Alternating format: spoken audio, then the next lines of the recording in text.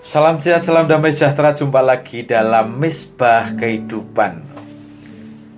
Selama masa pandemi COVID-19 ini, kita sering mendengar istilah APD, singkatan dari alat pelindung diri, yaitu pakaian yang dipakai oleh para sukarelawan atau tenaga medis yang menangani orang yang terpapar virus COVID-19.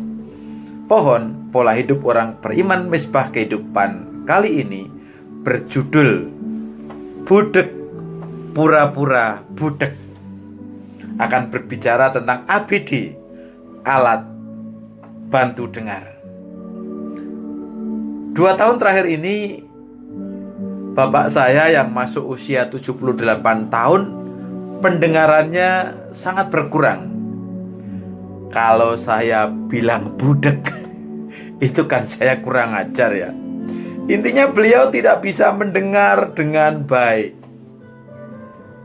Di tempat lain, ada seorang kakek yang memiliki nasib yang sama.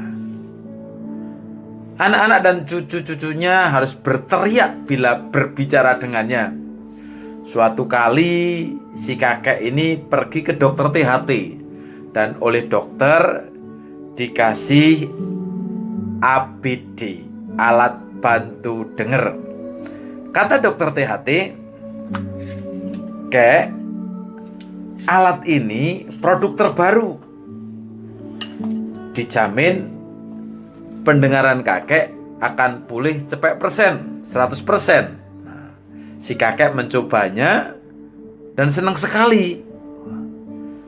Kemudian ia membayar alat itu dan memakainya. Namun orang-orang di sekitarnya tidak merasakan adanya perubahan yang berarti dari sang kakek.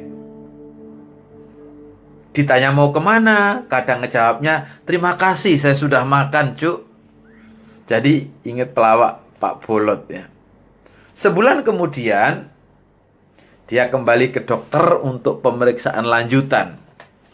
Kata dokter, "Alhamdulillah, pendengaran kakek sudah pulih 100%. Sahut kakek, "Puji Tuhan."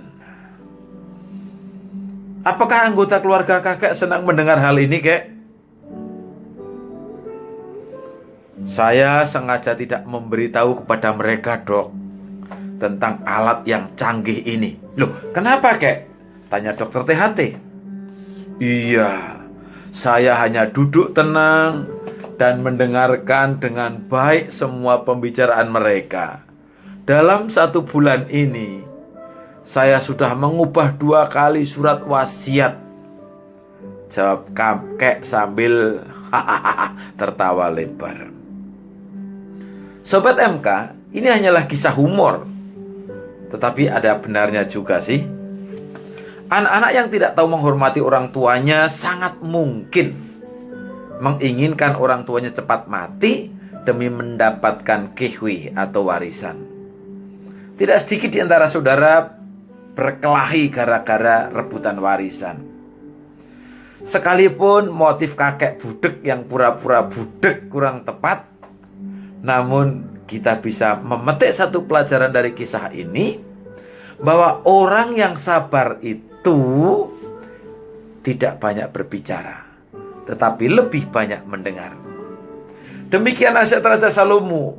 Di dalam banyak bicara pasti ada pelanggaran, tetapi siapa yang menahan bibirnya berakal budi. Amsal 10 ayat 19. Memang orang-orang yang sedikit berbicara dan banyak mendengar adalah orang yang berakal budi.